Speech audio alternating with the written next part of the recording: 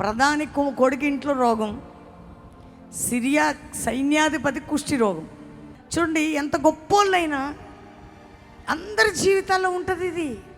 మనం అనుకుంటాం వీళ్ళకేముండదు, వాళ్ళకేముండదు, డబ్బులు ఉన్నాయి, కార్లు ఉన్నాయి అంటాం. కాదు, మనిషిని ఈ లోకంలో ఏది బ్రతికించలేదండి. మనిషికి ఏది ఉపయోగపడదు. కొన్నిసార్లు ఏది ఉన్నా మన జీవితంలో ఉన్న భారాన్ని తీసివేయలేదు, యేసు ఒక్కడు మాత్రమే. ఆమేన్. ఈ పరిస్థితిలో ఈ చిన్నది సలహా ఇచ్చిందట. మా దగ్గర ఒక ప్రవక్త ఉన్నాడమ్మా, అక్కడికి కానీ మన యజమానుడు వెళ్తే ఈయన తప్పక బాగుపడతాడు. గట్టిగా చప్పట్లు కొడదాం, తప్పక. ఆమేన్. ఖచ్చితంగా. ఎంత నమ్మకం అండి ఆ చిన్నదానికి, ఆ చిన్న పిల్లకి ఎంత నమ్మకం.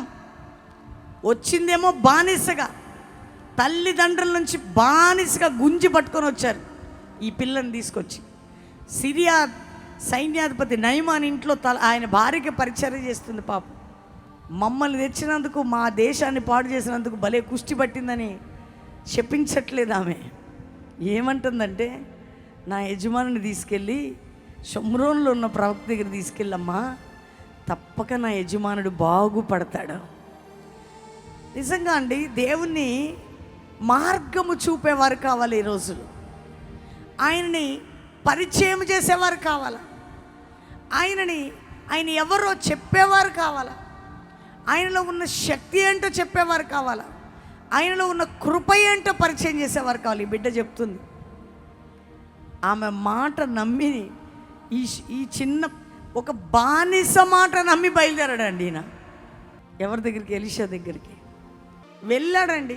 ప్రవక్త పోయి యోర్దాన్లో మునగమన్నాడు. కోపమైతే వచ్చింది, కానీ ఒక సైనికుడు మళ్ళీ ఒక సలహా ఇచ్చాడు. అయ్యా, ఆయన ఏదని చెప్తే చేయవంటే 7 మార్లు మునిగాడంటే పసిపిల్ల దేహం వల్ల అయిపోయింది.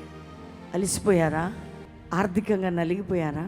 కుటుంబ జీవితంలో ఓడిపోయారా? నీ భర్త నీకు దూరం అయిపోయాడా? నీ ఇంట్లో నీ కొడుకు లేదా నీ కూతురు చెడిపోయి ఉన్నారా? ఎవరైనా నీ జీవితం పాడైపోయిందా? సహోదరి, నీ బ్రతుకు పడిపోయిందా? ఈ రాత్రి నీకు శుభవార్త, దేవుడు నిన్ను బాగు చేయబోతున్నాడు. నమ్ముతున్నారా? ఎలీషా మాట నమ్మి నయమాను అటు ఇటు అయినా కానీ సైనికుడు చెప్తే నమ్మి వెళ్ళాడు. అద్భుతమైన కార్యం జరిగింది.